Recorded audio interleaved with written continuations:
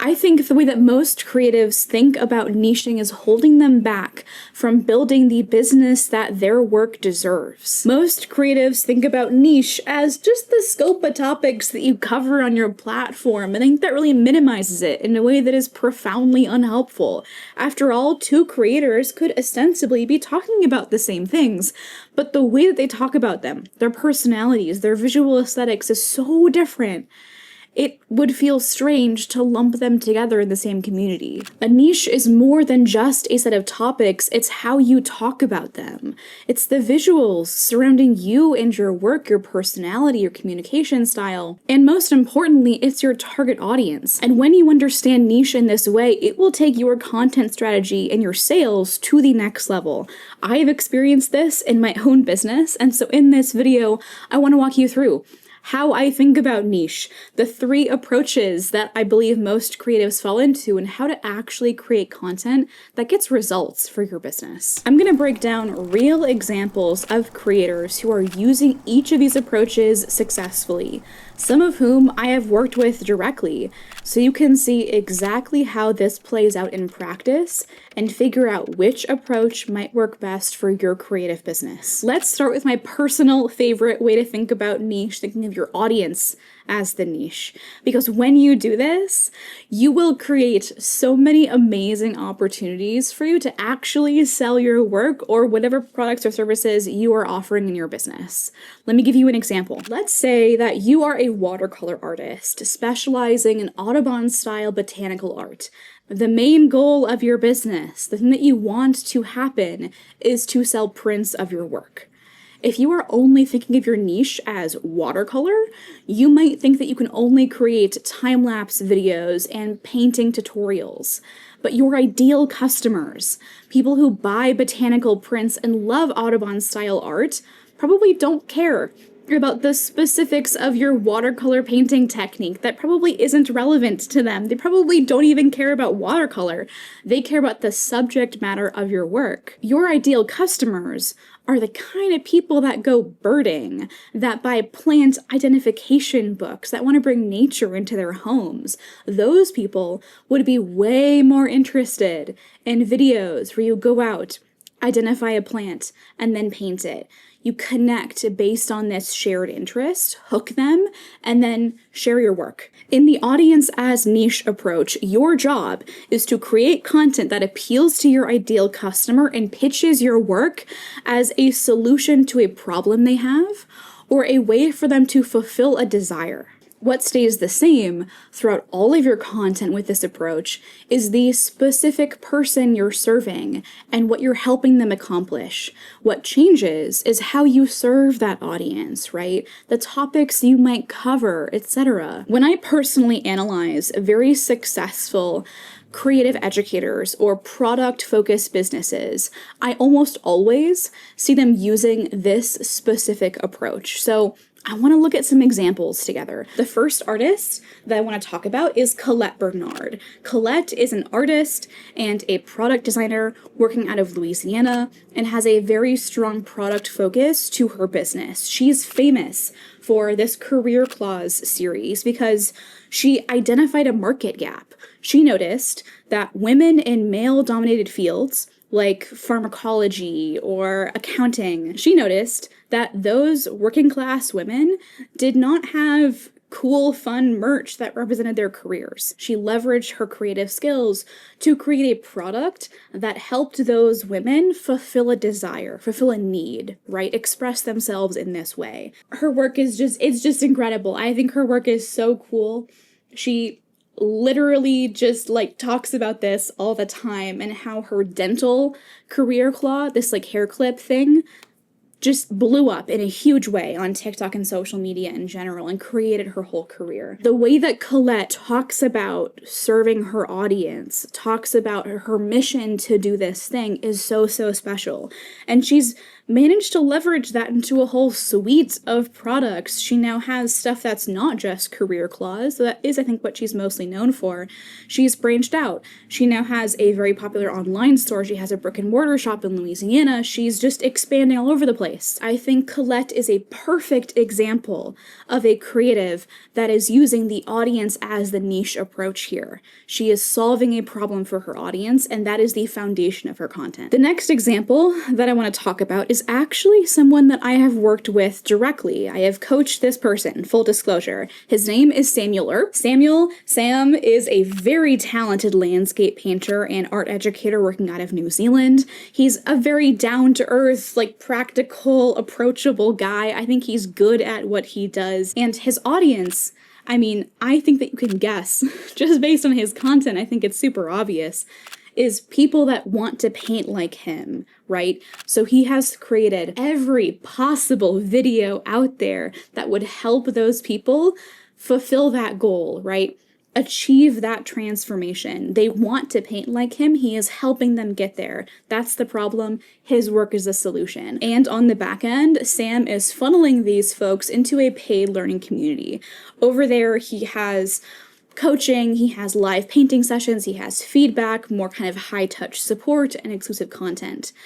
So yes, you can, absorb and learn from his almost 300 videos that are painting tutorials and explainer videos. But if you want more support, his paid offers are there for you.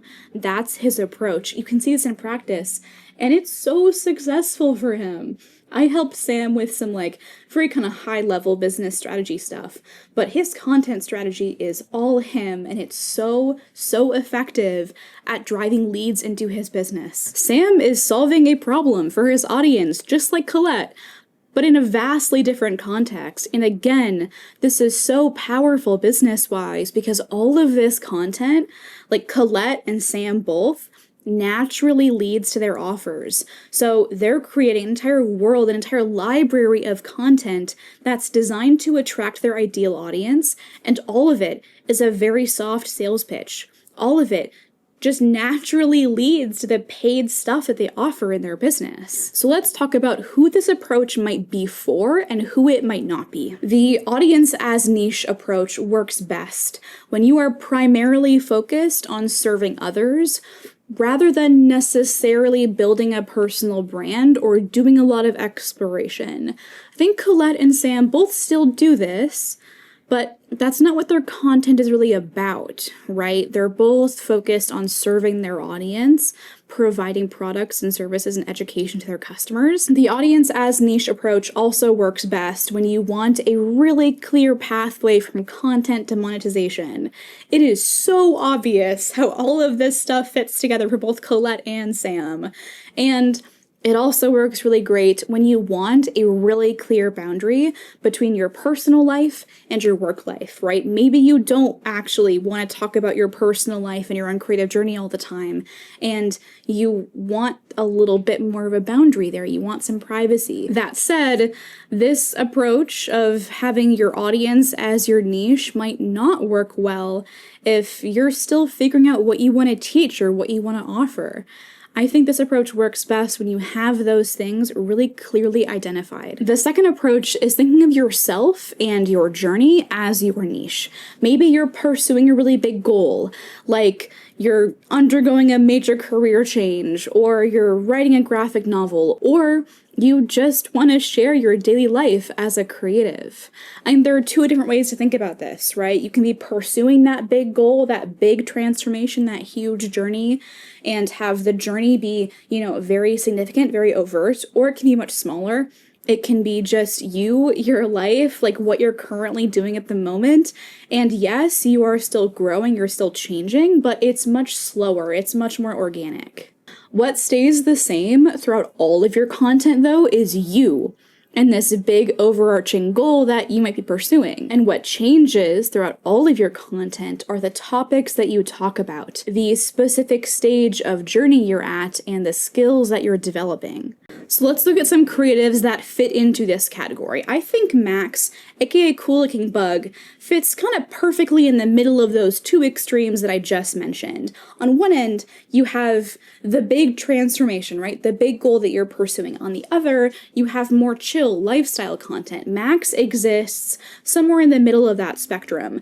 His work is very project focused. He finds a problem out in the world and he uses his work to solve that problem. Be that, I don't know, like a dog poop sign is not very good or effective, and so he replaces it with something much better, much more well designed. Or he goes out and he finds posters and wanted ads and stuff, and he makes them special. He makes them more unique, more effective. He brings design into the world, and again, finds a problem, uses his work as the solution to that problem, and shares that journey. And of course, I think it really helps that these projects, these little journeys that Max does in his content, often make the lives of everyone around him better.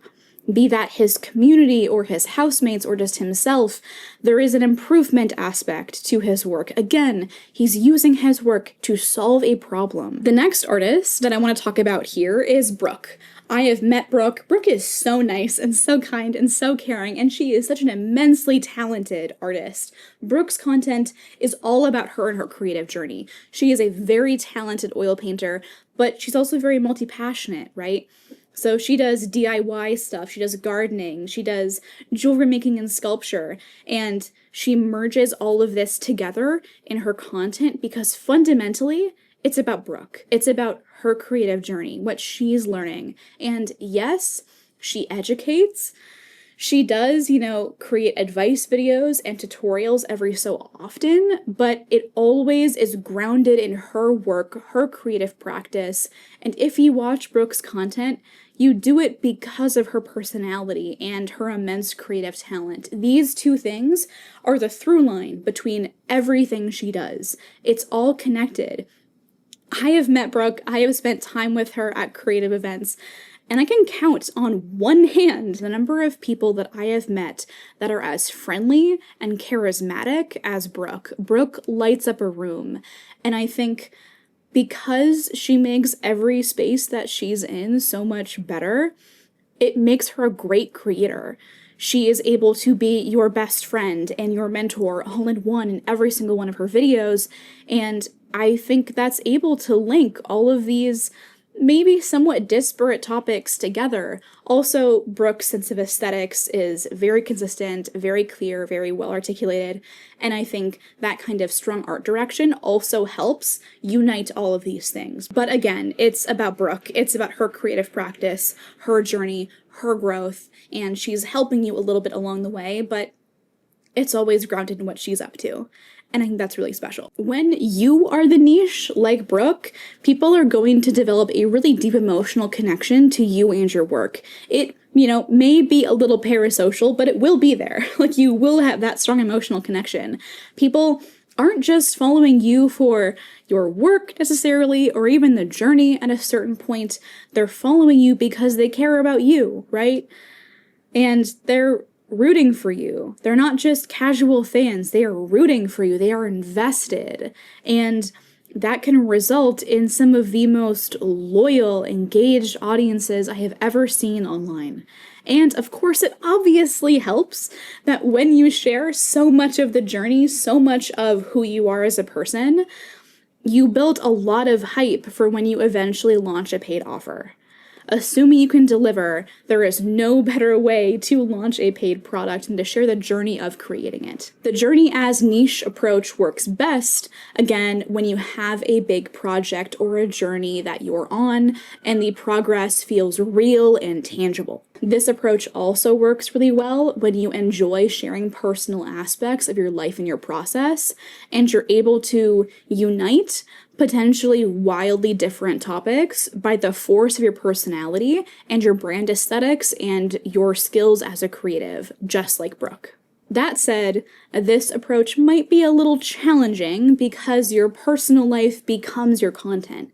If you are not cool with sharing your face or having your personal life be a little bit online, you might become pretty uncomfortable.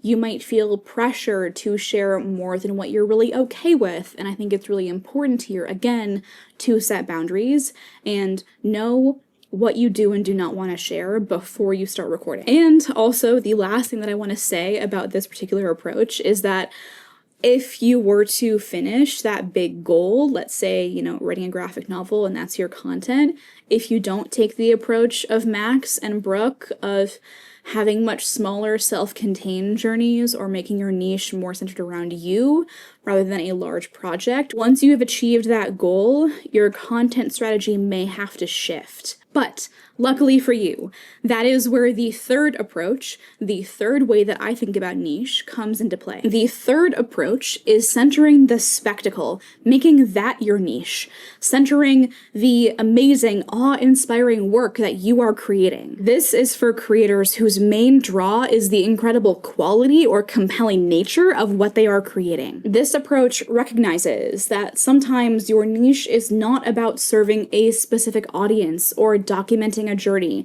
It's about creating work so exceptional, people cannot help but want to witness it. Think master oil painters or folks creating insanely cinematic short films. Really, this approach suits anyone whose skill is impressive enough or their technique unique enough that watching them work, watching them create, is entertainment in itself. What stays the same throughout this approach is your commitment to creating awe-inspiring, funny, or thought-provoking work that people want to witness.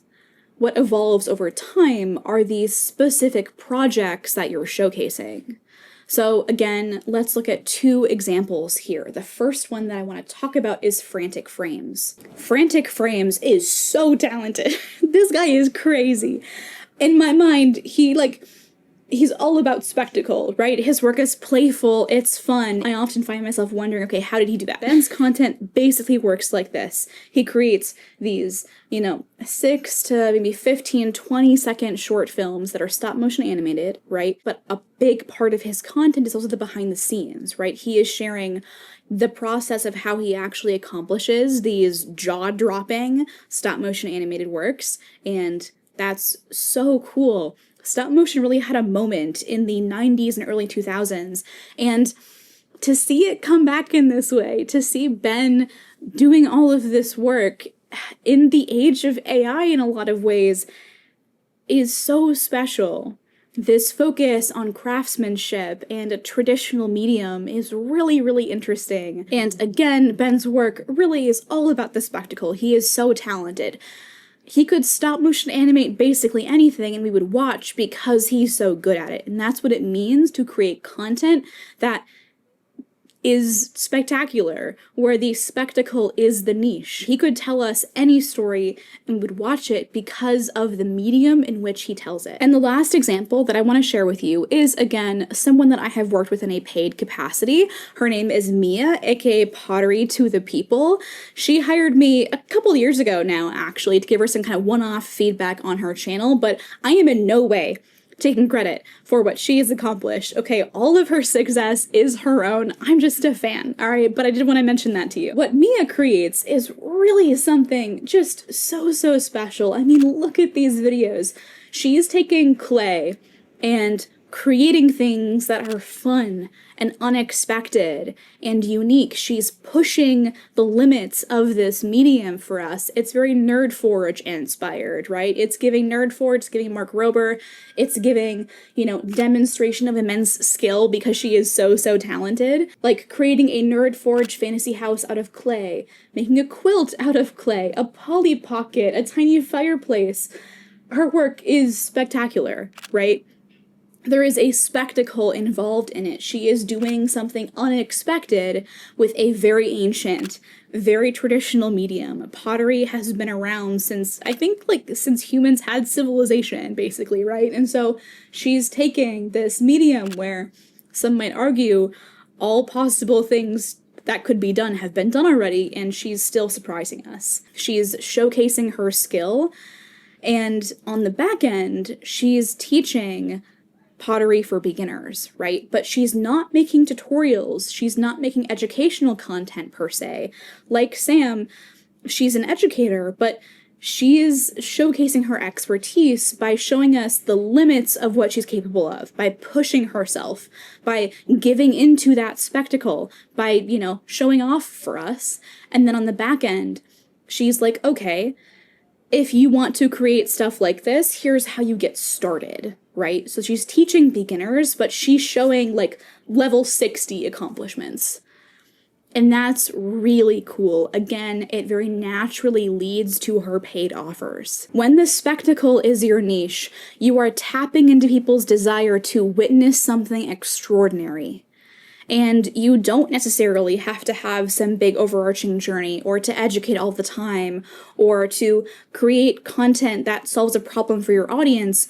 You just have to be entertaining. You have to push the limits. You have to expand your skill. You have to do something unexpected or surprising or very, very high quality. But either way, it, I think, is a little bit more approachable for a certain kind of creator that does not really feel comfortable telling stories or being very personal on camera. That said, you do really have to ensure that you are being sufficiently memorable, that your spectacle is spectacular enough, or you will fade into the background with the rest of the masses. And that's not really what I want for you. So let's talk about who this approach is for and who it might not be. The spectacle as niche approach works best when you just genuinely do have a high degree of skill in some arena, be that oil painting, videography, editing, stop motion animation, pottery, whatever it is, right? And your creative vision should be really strong, and you should enjoy focusing purely on the craft. You have to reliably have, like, killer ideas to be able to do this. That said, this approach might be somewhat challenging because it requires that high degree of skill, and you can't skip that part unless you pivot really hard into, you know, doing something super unexpected, right? Having really good ideas and that you are always being surprising.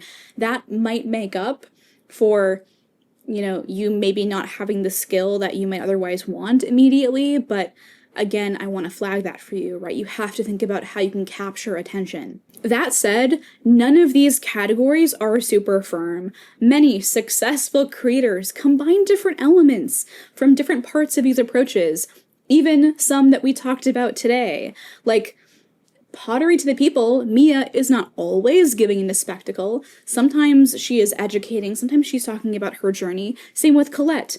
Colette just had a massive push sales-wise to wipe out $130,000, I think, of student loan debt, and that was very journey-focused. In that moment, her niche was her and her journey. You do not have to, like, strictly stick with one approach or the other. Take them as you want, right? These are just different ways to think about this problem. The key insight here is that your niche approach can and should evolve with your business goals and your own personal growth.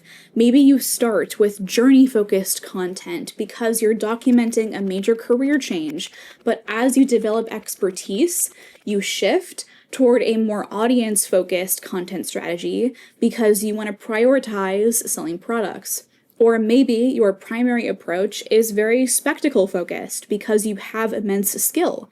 But you also incorporate elements of journey-focused content because you're working on a pilot for an animated web series. It could be anything.